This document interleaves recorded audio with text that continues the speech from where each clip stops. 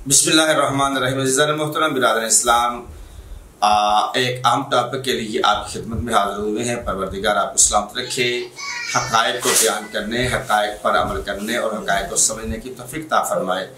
ये एक तारीख़ी हकीकत मौलाना अब्दुल वहीद साहब से किसी ने सवाल किया कि आप सल्लल्लाहु अलैहि वसल्लम के साथ मस्जिद नबवी में अहले बैत पैगम्बर की कबूर क्यों नहीं है, जबकि दो सहाबा की कबूर आपके मस्जिद नबवी में आपकी कब्र के साथ पाई जाती हैं। तो यही सवाल एक बहुत अहम सवाल है, बहुत अच्छा टॉपिक है। तो यहाँ पर हमने 12 बार इस चैनल के ज़रिए से और वीडियोज़ और मजालिस में इसका जवाब दिया है।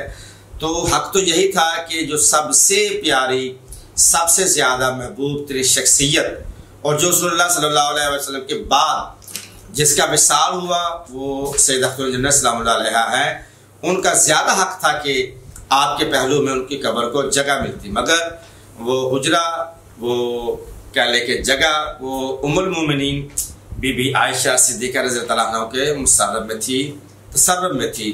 तो आप सल्लल्लाहु अलैहि वसल्लम की प्यारी बेटी को वहाँ पे जगह नहीं मिली।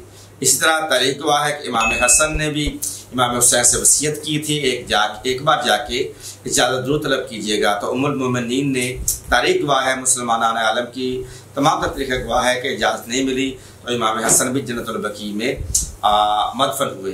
अब वहाँ यहाँ पर ये एक उज़र पेश करते हैं कि वो हुजरा क्योंकि बीबी उम्मुल मोमिनीन का था और बीबी उम्मुल मोमिनीन भी तो उस जगह पे मदफन नहीं हुई, क्योंकि उसने कि कुरान की आयत को कोड किया है कि जो इसकी जान से मिट्टी उठाकर उसको तख्लीक किया जाता है, उसका मदफन भी उसी मुकाम पे होता है।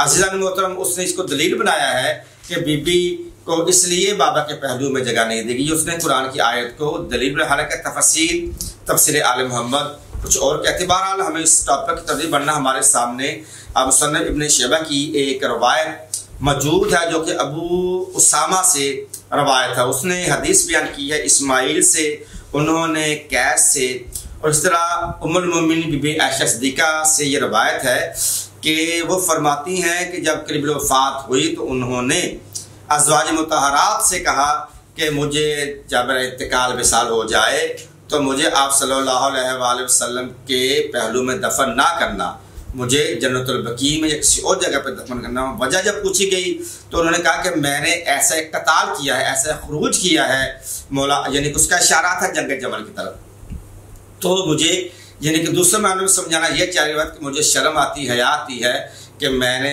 ऐसा काम मुझसे हो गया है कि जिसके लिए मैं नहीं चाहती कि मैं सल्लल्लाहु अलैहि वसल्लम के पहलू में मुझे जगह मिले। तो इसी वसीयत की बुनियाद पर उन्हें जन्नतुल बकी में दफन किया गया।